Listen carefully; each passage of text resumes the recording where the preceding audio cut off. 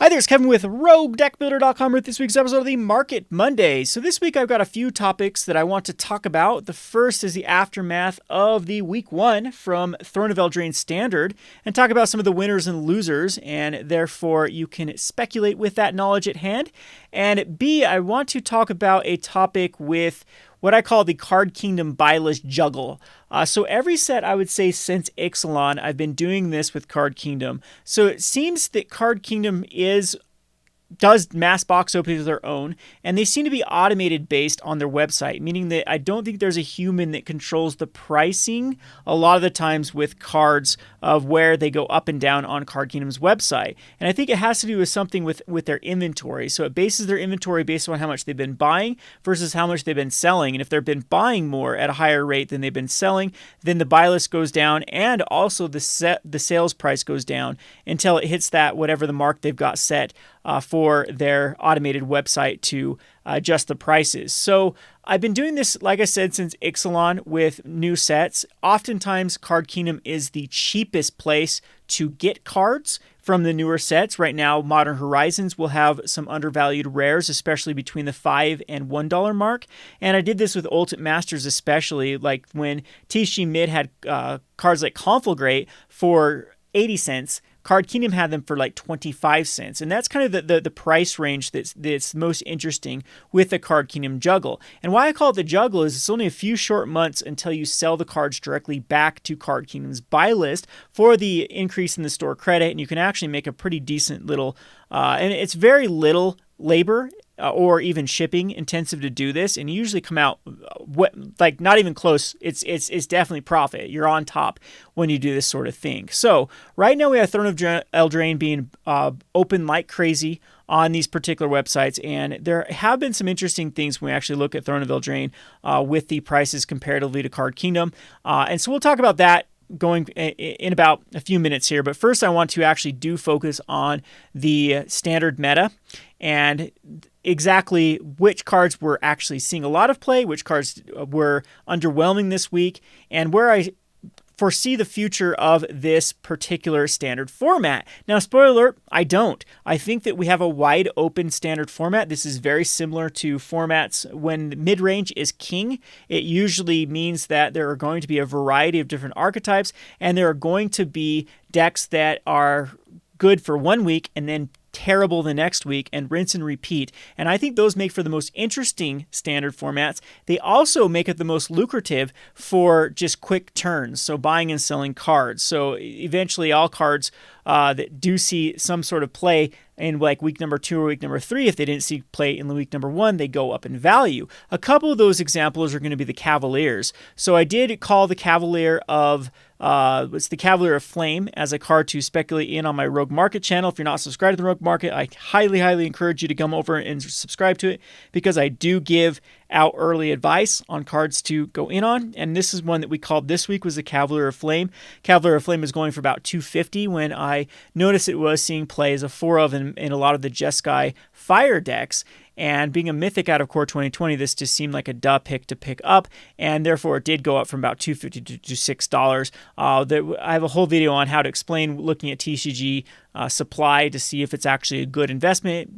Good rule of thumb is there's under a page of 4 of with lightly played or are better cards. Again, there's not more than the page of those listings. It means the supply is pretty low, and any slight movement in the market can actually spike up the price of these cards, because a lot of pricing goes off of TCG players. So a lot of other places will adjust their pricing even if their inventory is not moving in accordance to where the TCG player inventory is moving. So Cavalier of Flame and the Blue Cavalier both had a pretty good week because they do see play in the Jeskai Fires deck, but just you blink and those decks are obsolete. And that's what we've kind of seen with the Cavalier decks is they've been pushed out for a lot of the Jeskai Fire decks going heavier on the Planeswalkers, or having like a hybrid deck with the Golos decks being into like a Golos Ramp / Fires deck. So again, I think that we're in for a wild ride for Standard, which is a good thing. Usually I think the Standards are the worst when an aggro deck is the number one deck or a control deck is the number one deck, because usually there's very little room to wiggle when either of those archetypes are oppressive. When a mid-range deck becomes the best deck, it usually gives a lot of avenues for like combo decks, like rogue decks, like control decks that are geared towards beating that mid-range deck, or aggro deck that are just geared towards beating that particular mid-range deck.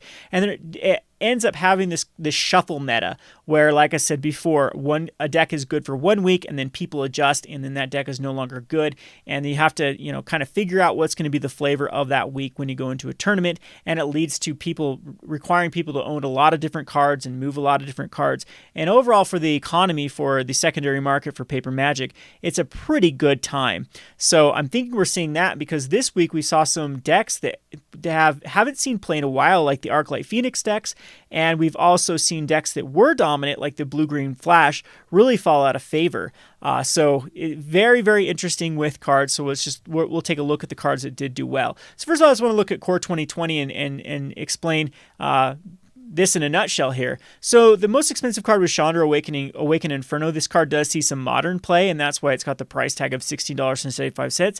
However, this week it had a pretty poor showing. This was a mythic that saw as much as 2 to 4 copies very commonly in elemental decks, in some of these go bigger planeswalker based decks. And this week it had kind of a dismal showing, mainly just in Fire's sideboards, not even the main for the Fire's of Invention decks. And therefore, I do think that Chandra of Awakened Inferno is going to continue to go down. Yarick, on the other hand, I think is going to snap back. Not only is Yarick one of the most played cards out of Commander from Core 2020, it's one of the most popular commanders in a long time just as a commander, and I think the decks are going to continue to be built around Yarick because of the interesting ability. So for that reason, I'm liking Yarick just snapping back, going up in value for EDH alone. And Yarick does seem to be having quite a bit of brewing around it in Standard. Like I said, when mid-range is king, this is one of those like mid-range mirror killers. If you're running Yarick in your mid-range deck, it is going to produce what your opponent's mid-range deck is going to do. So I'm liking Yarick as a card that is going to see more play in the Standard environment as time goes on. And I think that, again, this card is going to look up. Leyline of the Void is a question that we're trying to answer, where the bottom is for Leyline of the Void. I think a couple of things have been going terribly for Leyline. First of all, it's a rare. This is the 3rd or 4th printing for Leyline of the Void. And secondly, the modern decks have kind of shied away from graveyard-based strategies. I think the top decks right now are Tron, and then War of Invention, or Urza Whir, Burn, or Mono Red Aggro, and Jund. So when you're looking for a particular sideboard, you're not too interested in hating out the graveyard. You're not seeing Leylines packed as much as they were. And so I think a lot of Leylines are just entering the marketplace regardless of being this M20 printing. It's just because it's kind of fallen out of favor currently in Modern. However, things always do swing back around in that particular format. And I like this card in the long term, but again, the whole question is where you find the bottom of the Leyline of the Void. The Sorin of Imperious Bloodlord is definitely suffering from rotation. There are just not enough vampires to make this deck work. And Throne of Eldraine, I don't believe, brought any vampires into the fold. So Sorin Imperious Bloodlord has gone down. Omnath, same thing. So Omnath had a weak week. And this is another deck that I think is powerful enough for Standard right now. Currently, it was powerful enough for like the rotated Standard, and it just needs to find the right meta for Elementals to take that tier spot back. So it's a great aggressive, and it can be tuned to be more of the mid-range and even the control variety of these elemental decks. And I do think this one will recover sometimes in its standard life time. And I think $10 is pretty good for this particular card. So then those were the losers, these top 5. So it's funny that the Core 2020, which I do believe is still a very, very good set to buy sealed product. In fact, if you look at both MTG stocks, has the market price, the average booster box value market price being around $118.44. And we can also look at Donglair, is also saying that the Core 2020 is going to get you about $104 TCG mid if we go down to market, $94.29. So if you get it at the distributor price, if you get around like the 78 to 85, you're going to be making a profit per Core 2020 booster box opening. So again, it's still a strong set, even though it's top 5, which is saying a lot about this set, had a very weak week. So the cards that did do well this week are going to be these next ones. The Knight of Eben Legion had a skyrocketing price all the way up to $9. The Field of Dread is almost now a $9 rare too, because this is definitely the most dominant deck right now in Standard is Field of Dread with the Golos. And then we even have the Veil of Summer, which is just continues to go up as an uncommon.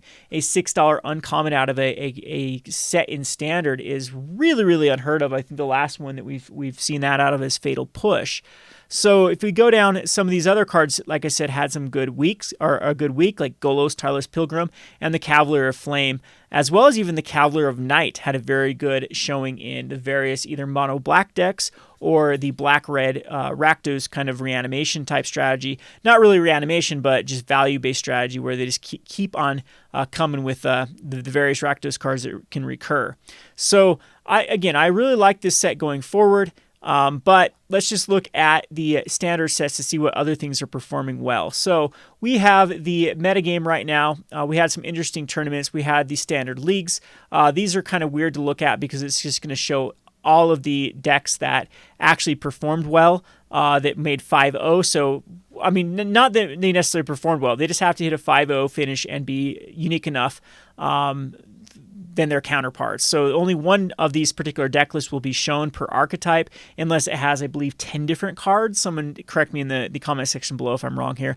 But if you look at the most 2 weeks in a row now, Murderous Rider is the #1 card. I'm still very bearish on Murderous Rider. I just did a collector's edition booster box opening.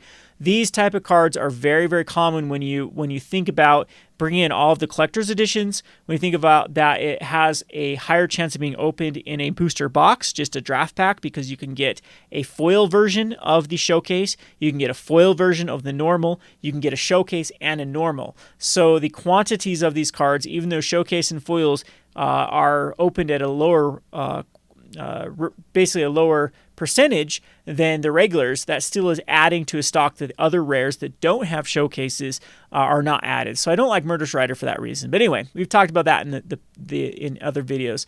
The other cards that performed well is going to be Teferi. Teferi seems to be bouncing back. It had kind of the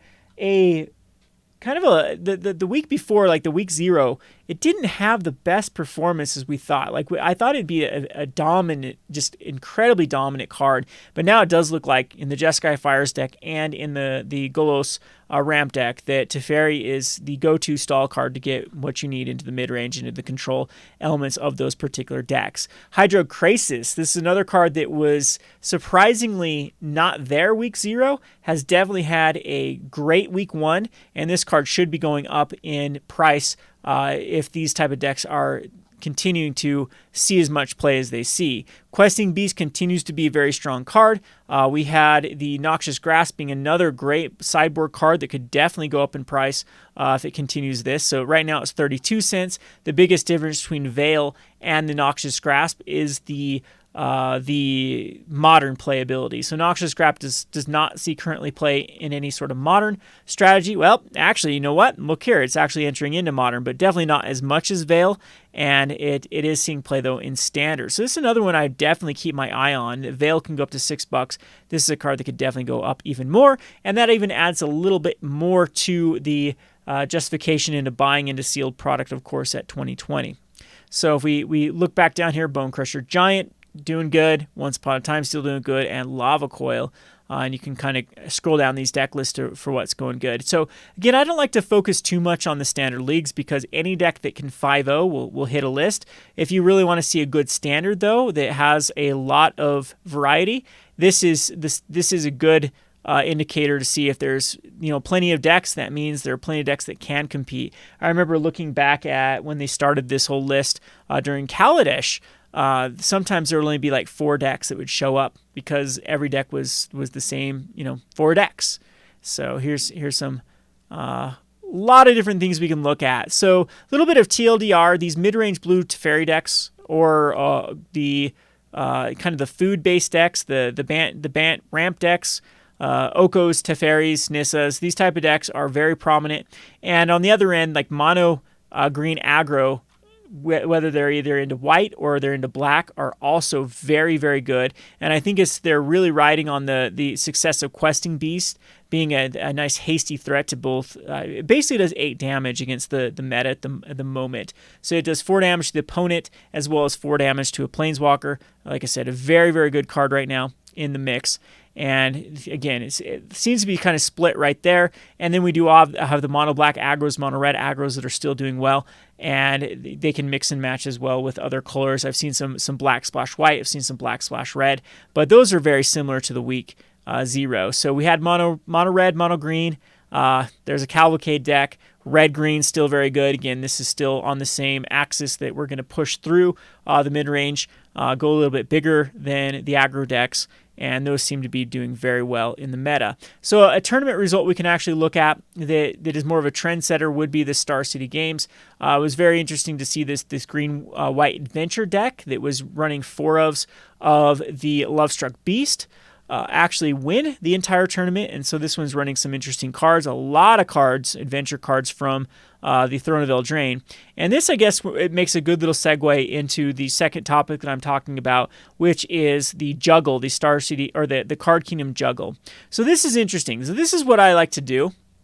If you notice here, the TCG market price is about 44 cents. The Card Kingdom is about 49 cents. This card, when I was looking at this morning, was a 79-cent card from Card Kingdom. So Card Kingdom has already dropped at 30 cents. It gets interesting if you can get in on Card Kingdom when they get it down to 25 cents. So keep in mind this is a card that sees play as a 4 of in a standard deck that just won a Star City Games. Now, historically speaking, we've seen cards like Venerated Loxodon go down to bulk, even though it saw a 4 of in a Tier 1 deck. And this is another card that I don't particularly like because of the adventure aspect to it. So just like I didn't like Murderous Rider because there was many printings being a showcase foil, a foil, and a normal. Same thing with Lovestruck Beast. So I'm not going to give this one for example, but what I am trying to give for example is even cards that are heavily played can go down to bulk pricing, and they tend not to stay there with Card Kingdom. So Card Kingdom is still paying 10 cents for Lovestruck Beast. That's not a good spread, of course. If we go over here with they probably have 8 in stock now. Now it's down to 35 cents. Like I said, this is dropping like crazy. Usually I wait till these go down to 25 cents when I pull the trigger. I'm not going to call Lovestruck Beast right at the moment. Again, I'm just using this example. But if you can find some especially EDH cards in the Card Kingdom this sort of spread where it's actually playable and it goes down to 25 cents, those are the type of cards that I like to start slowly buying out from Card Kingdom. So, I'll add 80 of these to my cart and then make a cart of $25 that gets free shipping, get them shipped, and then wait 2 or 3 months if I have faith that Lovestruck Beast will still be a tier deck or at least see play in standard or EDH. And then when the next set comes out and Card Kingdom's supply starts to run out of the Lovestruck Beast, then you can often buy list it for 50 cents or 65 cents or $1. I have done this countless of times with cards. Venerated Loxodon, this is a very good example. This is Venerated Loxodon was able to buy this from Card Kingdom for 25 cents a pop. So their buy list right now or actually it's down to 59 cents. So I guess this is a bad example because there was, though, a time period with Venerated Loxodon. There was a window when you could actually buy list it back. No, it's not. Okay, so sell price. So it's 21 cents is what, 16 or 21 cents. There was a time period, though, that this was able to buy list for about 50 cents, and you would have doubled your store credit with Card Kingdom with very little. If you can fill up a cart that's big enough to compensate for shipping, you can definitely make out ahead on the Card Kingdom juggle. So I'm sure I could find some other cards in the not so recent past is able to do this on. Of course, I've had some failed ones like Tocatli Honor Guard. This card is one I went pretty deep on when it went down to 25 cents with Card Kingdom, but it did get reprinted in that Challenger deck that absolutely destroyed my dreams and ambitions of being able to do the juggle with the Tocatli Honor Guard.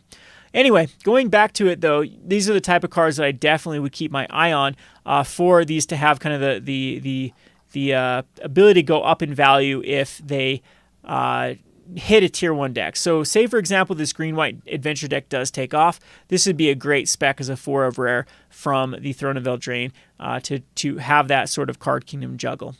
All right, so Anyway, speaking of which, what I talked about EDH. EDH, I think, is a safer investment for these type of cards. And every set, I tend to even see this from like Card Kingdom. Where I like to do most with EDH though is do the arbitrage route and go to TCG Player and buy their cheap copies, or some other place and buy their cheap copies, and just wait till Card Kingdom, which is the one-stop shop for everything casual, inevitably sells out of these cards because of the demand their site has that other sites might not have. Because again, Card Kingdom sponsors so many of these casual oriented content creators that they just click on the affiliate link, go to Card Kingdom, and just check out and not do price. Don't try to price match with other vendors. So this is where good old EDH Rex comes into play here, and this is something that I often do from EDH Rec is look at the top cards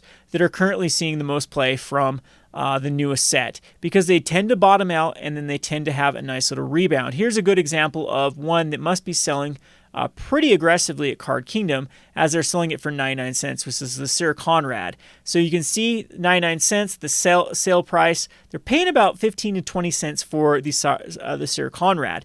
If you come over here to the TCG Player part of the Sir Conrad, you can see it's selling for about 37 cents, but you can probably get in, I'm assuming, for a lot cheaper. So these ones, of course, are always neat. You got to ignore the shipping. These are ones you have to find. I've done this before, though. If this Sacred Leaf, for example, had a lot of cards available and they're selling them all at this, then you scoop them all up and pay that shipping fee, and then a lot of times you can just make a quick buck by listing it to Card Kingdom. But you can see that a better overall price of this is about 30 cents is probably about right. Like Booster City here is 29 cents. This probably should continue to go down as people start to undercut. I mean, if you want to sell this card, you definitely have to undercut the 29 cents from this Cataclysm Glades or Booster City, and maybe in a day or two we'll see these for 20 cents, 15 cents, and that's a good time to snap them up and then be in anticipation long term for this Sir Conrad the Grim of actually going up more. This is a little bit iffy though, because you can compare Throne of Eldraine to Dominaria, where Dominaria had such huge supply that even cards that saw a lot of play out of EDH had a hard time going up in value. But let me give a big but here. There are cards that have surprised me. I mean, Dominaria just recently rotated. If we go over here to price list for Dominaria, that see a lot of EDH cards. There's one in particular. It's the Merfolk card, if I can think of it here in a second. It's an uncommon that's had such a great recovery, Tatvoya. So Tatvoya is another one that I found all the time for like the 5-cent mark. And this is just a short time period away from, so it happened this again, it bottomed out down to nothing, and now look, now Card Kingdom is paying 24 cents for the Tatvoya Benthic Druid. Again, it's a lot of labor that a lot of people aren't willing to do, but you can get in on these particular cards that have pretty known information that they're going to be popular as time goes on in EDH, and you just got to give it a year or give it a year and a half, and then you can actually start making some decent profits on this. Now, this card does have the liability of getting reprinted. Uncommons, particularly if they see a lot of play in EDH, do get printed. But this is one, if you would have been able to scoop these up in your bulk bins at 2 cents a piece or 5 cents a piece or whatever, could make a decent little movement on the Card Kingdom market. So that's just one that I thought was interesting, that I think this Sir Conrad is going to follow suit. I have a hard time thinking that this is going to stay at the 20 cents. I think you're going to find plenty of opportunity to get this for 5 cents on TCG Player, and that would be the time to pick these cards up in anticipation in a year or whatnot, to then shuffle them back over to the Card Kingdom buy list. So if we go back over to EDH Rec, there are plenty of these type of targets at this rate, but these are the ones you definitely want to be paying attention on. So this is probably one of the reasons why Murderous Rider is worth so much right now, is it does seem to be seeing a lot of play in EDH. The problem though right now is the Knight is the most popular Brawl deck, and I think so it's getting this double dipping for Murderous Rider, seeing more in those particular Knight tribal decks. Seems to be the flavor. So Throne of Eldraine hasn't been picked up by a lot of people updating their lists. So all the cards that, so for example, all of the decks for like Yark the Desecrated, or Muldrotha, or all the ones that of course are going to be putting in cards from Throne of Eldraine in those deck lists haven't been updated yet to reflect what cards are actually seeing the most play out of the set. So again, Knights are a little bit off here, but you can see that there are cards like the Great Henge is seeing a lot of EDH at the Mythic rate. There is a big discrepancy between Card Kingdom and TCG Market. This is a card that probably will hold its price long term. We'll probably be able to recover from its low. So it will all be about finding that sweet spot, which should be between, for an EDH card, it's usually quicker than a modern or standard card. Probably between a month or 2 months should be the bottom, the absolute low for a card like the Great Henge to then be able to invest in. Now, this is another card you have to look at that potentially could be a tier 1 card in standard. And actually does even powerful enough for modern. So keep that in mind with this particular card. Some other cards, though, that are interesting is this Ayara, First of Locthwain, which is a rare, having basically a full double up difference between the TCG Market and the Card Kingdom. Here's a Mythic, Embercleave, that actually is seeing a lot more play in EDH than people would suspect, because there's a lot of equipment-based strategies that can actually use it.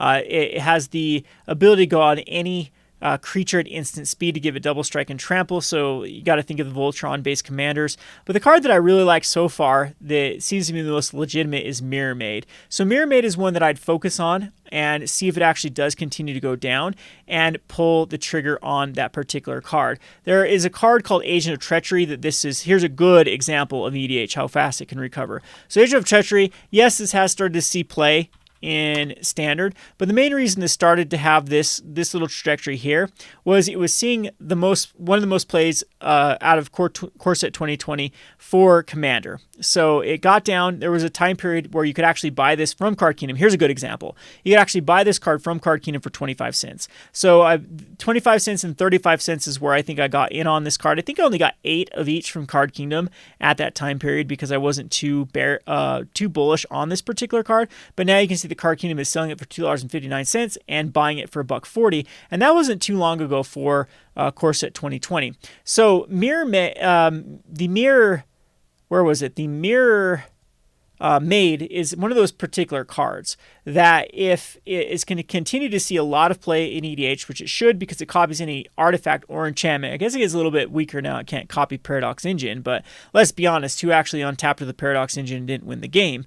Mirror Maid can copy many, many powerful cards in kind of the Commander format, and it has a very, very low cost as well as a very, very low price tag, and it could be definitely one of those cards that could go up quickly. So Agent of Treachery, again, is a good example. It's not quite comparing apples to apples because, of course, Set 2020 will not have the supply or that Throne of Eldraine does, but the idea is still there. So it did go up, and then it also happened to see standard here, and so it had that double effect of going up with the two formats actually wanting it. But this is another card that, again, is going to hold its value regardless long term if it starts to get out of favor in standard. So those are the type of cards that I like to look for as EDH cards that could be forgotten about right now. There are some other interesting ones like the Feybarrow Elder. Feybarrow Elder, a lot of the multicolored cards, so all of the commanders, I'm trying to think of the commanders that actually use 5 colors or 4 colors, are going to be wanting to be picking up these elders for the deck. It's another rare that seems to be a little bit undervalued. Not right now. Again, you want to find the bottom, invest when it hits that bottom, that 35 cents, that 50 cents, whatever that bottom is, and then even short-term year and a half later, it should be a double up at that point.